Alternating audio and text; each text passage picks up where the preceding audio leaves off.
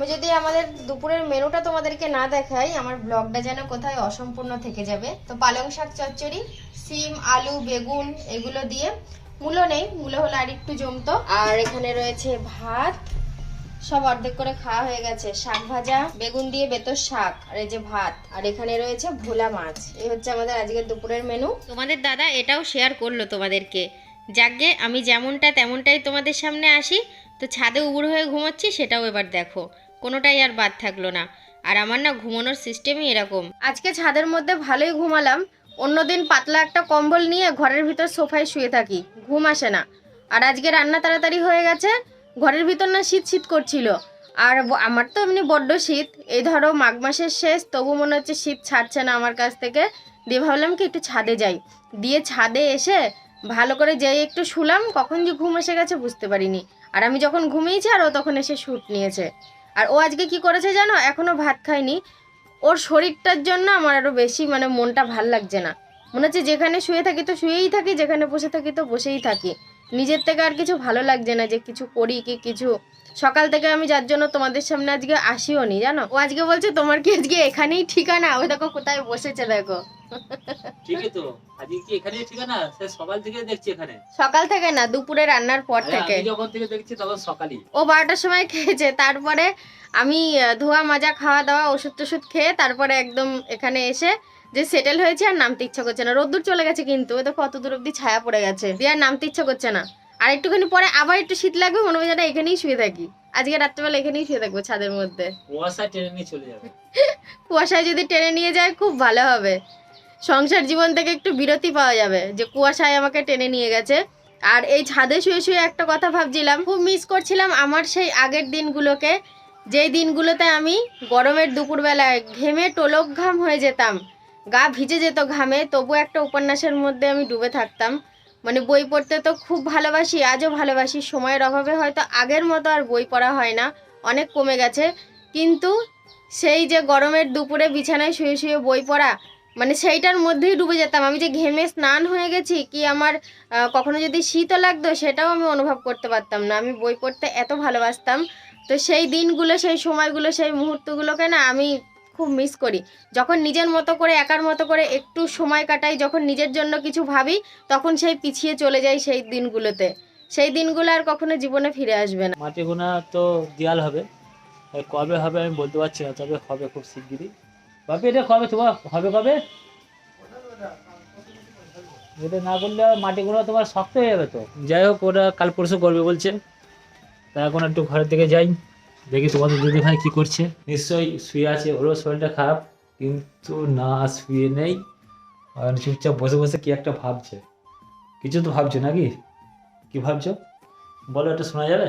হ্যাঁ, শোনা যাবে না কেন? কি ভাবছো? আমি এটাই ভাবছি যে যতদিন ও আর কি বাইরে শুট নেয়, আমি ঘরে শুনতে পাই যে তোমাদের সাথে কথাবার্তা বলছে, ততদিন ও বলবেই চলো এবার ঘরে গিয়ে দেখি তোমাদের দিদি ভাই কি করছে। কি তোমরা ওটা শুনতে পাও তো? পেলে কমেন্টে জানাবে, আমি জানি শুনতে পাও। একটা কথা একটু বলি আমি, কথাটা হয়তো খুবই ভালো লাগবে। মানে তখনই কেউ বলে যে বউকে প্রচুর যখন ভালোবাসে কেউ। আচ্ছা, কারণ আমি যে তোমাকে খুব ভালোবাসি না, হুম, তা তুমি ওই বারান্দায় থাকলেও আমি একটু খোঁজ নিই তোমাকে, যে তুমি কি করছো। ওই যে ছাদের ছিলে, আমি জানি তুমি বাড়িতে নেই, সারা ঘর খুঁজে খুঁজে বেড়ালাম, দিয়ে মাকে জিজ্ঞাসা করছি, মা বলছে বৌমা ব্যাংকে গেছে। মা কোথায়, মা বলছে বৌমা কোথায় গেছে জানি না। ওটা মানে বাড়িতে লোক এসেছিল। হ্যাঁ, আমি ওই জন্যই তো বললাম, শোনো তাহলে আমার কাছে ঘটনাটা কি হয়েছে। এখন মা ভেবেছে আমি ব্যাংকে গেছি। এবার কি বলতো, বেশ কিছুক্ষণের জন্য বাড়িতে না থাকলে সবার ধরনের ব্যাংকে যাই, ছোটখাটো কাজ থাকে একটু আধটু সময়ের জন্য, তো সেরকমটাই ভেবেছে। দিয়ে কয়েকজন বোনেরা এসেছিল, 5 জন। দিয়ে এখন জিজ্ঞাসা করছে মাকে যে সাথীদি কোথায়, বললো ব্যাংকে গেছে।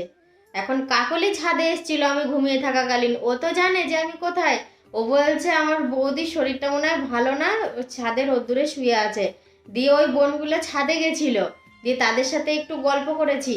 দিয়ে আবার একথাও বললো তোমার সাথে নাকি দেখা হয়েছিল রাস্তায়, তুমি চা খাইয়েছো দোকানে। হ্যাঁ, ওরা 4 জনা ছিল, 5 জন ছিল। 5 জনা ছিল, 5 জনাকেই আমি চা খাইয়েছি।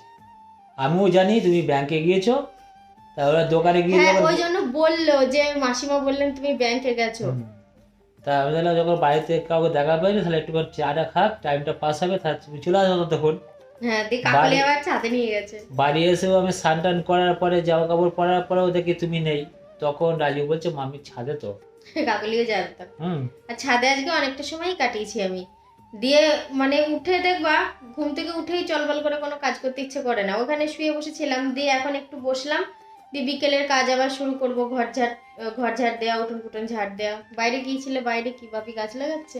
বাপিকে বলে আসলাম যে বাপি যে ওই গাছের তো ঠান্ডা লেগে যাবে, ও খুব গাছে জল তুমি তো দেয়, জল খুব। দিয়ে যাচ্ছ তো, তো গাছ বলছে না ওখানটা করে ফাঁকা হয়ে গিয়েছে, জল লাগবে একটু। হ্যাঁ ঠিক আছে তুমি দাও, গাছের ঠান্ডা লাগলে কিন্তু চলো গাছটা দুটো নাও। ভাত খেয়ে নাও আবার, সেই তো দুপুর 12টায় ভাত খেয়েছো। ভাত তো খেয়েছি, তারপর তো আর খিদে নেই, আর খাবো না বলেই তো দিলাম, খাবো না, খিদে থাকলে ঠিক খাবো। বেশ কয়েকদিন আগে বলেছিলাম যে ওকে সারপ্রাইজ দেব, ব্লগে বলেছিলাম, কিন্তু দিয়ে দেওয়া হয়নি। রাজু সেদিন সেই জিনিসটা আনতে যায়নি, তো আজকে আনতে গেছে। দেখো সন্ধে হয়ে গেছে, কিন্তু ও বেরিয়েছে প্রায় ঘন্টাখানিক হয়ে গেছে। আর কি জিনিস আনতে গেছে সেটা তখনই বলবো, মানে ওর সাথে তোমরাও সারপ্রাইজ হবে। আবার আমি বোকার মতো কথা বলি, থাম্বনেল দেখে তো বুঝতেই পেরে গেছো তাই না? তো যাই হোক, দেখি রাজু কখন আসে। গাড়ির আওয়াজ পেয়ে গেছি, তার মানে ওরা চলে এসছে। চলো একবার যাই, তোমাদেরকে সাথে নিয়েই যাই। দাঁড়াও ব্যাক ক্যামেরা করি। এনেছিস তো? আচ্ছা বেশ, চলে এসো। তোর মামা কোথায় এখন দেখি? তোর মামা চায়ের দোকানে মনে হয়। মামা দেখিনি, দেখিস নি? না বাড়িতে নেই। প্যাকেট ছিল না বলে দিয়েছে, এই প্যাকেটটা দিয়েছে। না সে ঠিক আছে, চেনা দোকান তো আমাদের। ওই জন্যই তো এটা হচ্ছে বিল। বস বস সমান বস। এখন দেখি তোর মামা সোমেন কখন গেল আসে। এটিএম এ টাকা তুলতে। সোমেন গেছে। ওকেই পাঠালাম, আমি ওর ফোনটা দেখছিলাম। 26। আবার দেখো কি করেছে দেখো, ওকে বললাম যে বক্স ঢুকাতে হবে না একবারই, ও বলে না চো প্যাকিং করে নিয়ে যাবো, দিকে করে যাবো। খুলছে? হ্যাঁ খোল খোল খোল খোল। ওপো। খুলেছিলাম আমরা, এবার অন করে নিলাম এই বাইরে। ওপোর ক্যামেরা ভালো হয় কিন্তু। ফোনটার ক্যামেরাটা দেখবা? সত্যি ও এই ফোনটা পেয়ে না অনেক অনেক খুশি হবে, কারণ ও সব সময় যে আমাদের একটা খুলেছি, পার্টি সেট আছে চার্জার সেটা টার্জার ইউজ চেক করে। করলাম দোকানে, কিন্তু পিছনে কভার, তারপরে ফোনের গ্লাস সব সবার লাগিয়ে আছে, দিবি আছে, কিন্তু। সব আছে। গ্লাসটা লাগানো হয়নি, নতুন ফোন তো, একটা এমনি নরমাল কাগজ আছে, এটা তুলে গ্লাস লাগানো হয়। দেখো অন করো ফোনটা, ওই সাইডে টিপে। এই যে এটা হচ্ছে ওর নতুন ফোন।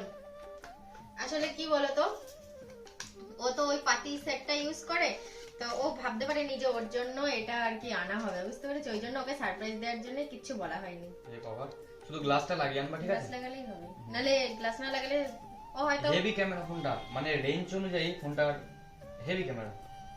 আর এটা কি নাম? ওপো। এটাও নামটা বলুন, Oppo F21s Pro 5G। দেখি এবার ও আসুক, ওকে কতটা খুশি করা যেতে লাইট পারে। জ্বলে ক্যামেরা, এই কোণাগুলো দিয়ে। লাইট হ্যাঁ এই এই যে তো লাইট একটু জ্বলছে। জ্বলছে। এবার একটু এগুলো ভরে টরে রাখি। আমি দস্যিদের আনতে দিয়েছি, ওই জন্য প্যাকেট ছিঁড়ে ফেলেছে। রাজু রে, হ্যাঁ আজকে হচ্ছে একটা খেল করব, খেল। কি হল? ওকে বোকা বানাবো। কি বাবা? কাকে? তোর মামাকে। কেন? ফোনটা দেওয়ার আগে বলবো কি, ফোনটা প্রথমে দেবো, ঠিক আছে? থাক, তখন বলবো। কি? তখন তুইও দেখতে পাবি কি। তোকেও না জানিয়ে রাখলাম। এ দেখো new phone, new phone Raju নিয়ে এসছে, রাজুর জন্য আমাকে এনে দেখালো। এ দেখো এখনো সব ছত্রভঙ্গ হয়ে পড়ে রয়েছে। ওটাই না, এ দেখো এটা ফোনটা বের করা হয়েছে। আবার ফোন কিনলো? হ্যাঁ হ্যাঁ হ্যাঁ গো, বাড়িতে এতগুলো ফোন থাকতে কি ফোন হচ্ছে না? কদিন আগেই ফোন কিনলো, আইফোন। আবার এটা হচ্ছে ওপো, এই যে ওপো। যে আবার কি করবে ফোন? ও কিনলো, বললাম আমি আবার ফোন নিলাম। কি বলবো, ভালো কিনো। ভালো। ভালো হয়েছে? ও, খুব রাগ ভালো। রাগ হয়ে গেছে কেন? রাগ হলো কেন? না আমাদের একটা ফোনে ঠিক আছে, কিন্তু ও রাজু, ফোনের পর ফোন আমি করবে। বললাম যে তোর মামাকে তুই ফোন কিনে এনেছিস, ও বলছে যে এত ফোন লাগে। আমার নাকি? এটা মামার তো। তুই বলে দিলি। আমি তোমার বলছিলাম না জন্য না। মজা করব। এই তোমার জন্য ফোন আনা হয়েছে, তোমার জন্য। পাগল, ওটা রাজুর নয়, আমি তোমার একটু জন্য। মজা করলাম। আমার কাছে তোমাকে iPhone আছে। সারপ্রাইজ দিলাম, নাও ধরো তোমার ফোন। কে দিল? আমি তুমি টাকা কোথায় পেলে? আমি টাকা কোথায় পেয়েছি? তাহলে তো একটু কাহিনী বলতে হয়। আমি টাকা কোথায় পেলাম? আমি টাকাটা মানে কি বলবো, পুরোপুরি ওর টাকা দিয়ে আমি এই ফোনটা কিনিনি। যখন আমাদের ঘর তৈরি হচ্ছিল সব জায়গায় টাকা পেমেন্ট করা হতো, কোনো জায়গা থেকে খুচরো টাকা রিটার্ন হতো, দিয়ে সেই টাকা জমিয়ে জমিয়ে আর অল্প কিছু লাগতো, তো সেই কিছু এখান থেকে দিয়ে ওর কাছ থেকে দিয়ে দিয়ে একসাথে এই ফোনটা কেনা হয়েছে শুধুমাত্র ওকে খুশি করার জন্য। ও তো এমনি ফোন সুইচওয়ালা ফোন ইউজ করে, ও তাতেই খুশি, কিন্তু আমি চাই যে ও এটাও ইউজ করুক, গেম টেম খেলবে, ও লুডো খেলতে ভালোবাসে। লুডো তো এখনো আছে। ওই ফোনে আছে, ওই ফোনে তো কাজ হয়, তাই না বলো? আর আমি কখনো ফোন নিয়ে হয়তো- করবো কি, আমার তো ফোন আছে তো। যাক না, তুমি খুশি হও না বুঝি? হ্যাঁ, নিয়ে যখন এসছো খুশি না কেন? হাসিটা দেখেছো তো? ওপর ওপর বলছে, কিন্তু হাসিটাই বুঝে নিতে হবে। আমার একটা শখ ছিল যে আমার ওই কাছে ফোনটা দেখো, থাকবে। কিন্তু আমি কিনিনি। ও উপরে কখনো কোনোদিনও নিজের চাহিদার কথা বলবে না, আমি সেটা জানি। ভেতর ভেতর ইচ্ছে থাকলেও, ইচ্ছে তো সবার মধ্যেই থাকে, তো কখনো প্রকাশ করেনি। যখন দিলাম তখনও কিন্তু প্রকাশ করছে না, আমার একটা ফোন আছে, খুব ভালো ফোন।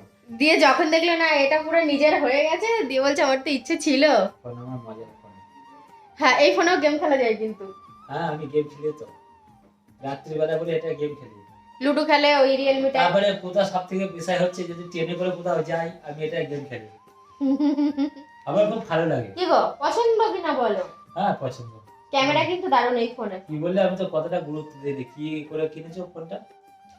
ফোনটা কিনেছি হলো যখন ঘর ধরা হয়েছিল, তোমাদেরকেও বলছি, যখন ঘর ধরা হয়েছিল তখন বেশ কিছু জায়গায় তো পেমেন্ট করতে হতো, দিয়ে যেই টাকাটা রিটার্ন আসতো সেই টাকাটা আমি রেখে দিতাম এক জায়গায়, গুছিয়ে গুছিয়ে রেখে দিয়ে, ব্যাংকে না ঘরেরই এক জায়গায় রেখে দিয়ে দিয়ে তারপরে অল্প কিছু লাগার ছিল, একটু কিছু কম পড়ছিল, দিয়ে ওর থেকে সেটা নিয়েছি, দিয়ে ঘর থেকে নিয়ে আর কি দিয়েছি। চালু করতে হবে তো ফোনটা? না, চালু করা আছে তো। চালু করা আছে, এমনি সব অপশন। হ্যাঁ হ্যাঁ হ্যাঁ, অ্যাপগুলো ডাউনলোড করতে হবে যেগুলো করার। ঠিক আছে, ফোনটা ভালো হয়েছে।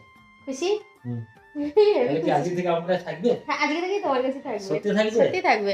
যখন, আচ্ছা আমি তোমাকে কবার ফোন করি তুমি বলো, তুমি যখন রাস্তায় থাকো? অনেক কভার। সারাদিনে গুনলে 4-5 বার। বেশি বেশি। ফোনটা ওই ফোনটা থেকে রিসিভ করবা। এখন থাক, পরে সম্পূর্ণ খুলে নিয়ে তারপর পরে ঢোকাবো আর বের করবো। এই যে উপরে গ্লাস লাগাতে হবে, এখন হাত থেকে পড়ে গেলে ডিসপ্লেটা যাবে। যাক, যার জিনিস তাকে দেওয়া হয়ে গেল। নতুন ফোন নিয়ে ঘাটবে কি, ও সেই পুরোনো ফোন নিয়েই ঘাটছে। নতুন ফোনটা একদম রেডি করে দিতে হবে ওকে, তারপরে ও ইউজ করবে। আর বেশি গল্প যদি করি আমি, তাহলে রাতে রান্নার দেরি হয়ে যাবে। রাতের রুটিটা করি। রাতের খাবার পুরো রেডি করে ফেলেছি, রুটি আলু ভাজা, শুধু দুধটা মাত্র দিয়ে গেল, দুধটা জাল দেবো। আর ও দেখো এখন কি খাচ্ছে, ঝাল ঝাল কচু ভাজা। সোহিনী নিয়ে এসছে জানো তো, দিয়ে আর খেতে পারছে না, বলছে এত ঝাল লাগছে আর খাওয়া যাচ্ছে না। বাবাকে কিছুটা দিলাম খুব ভালো। আর আমি নিয়ে আসলাম। খাওয়া দাওয়া হলো, শরীর পুরো ছেড়ে দিয়েছে খাওয়া দাওয়ার পর। তো এবার ওষুধ খেয়ে ঘুমাবো না কিন্তু, এখনো প্রচুর কাজ আছে আজকে, প্রচুর প্রচুর কাজ আছে। নানান রকম অ্যাপে ভিডিও করতে হবে, তারপর এডিটিংয়ের কাজ আছে, সমস্তটা সেরে তারপর ঘুমের পালা। বেশ রাত হবে ঘুমাতে ঘুমাতে। তো চলো বন্ধুরা, আজকে হ্যাঁ, তাহলে তোকে আসতে হবে তো। হ্যাঁ, সৈনী বলছে ঘুমাতে হবে না, তুমি জেগে থাকো, তাহলে ওকেও তো থাকতে হবে।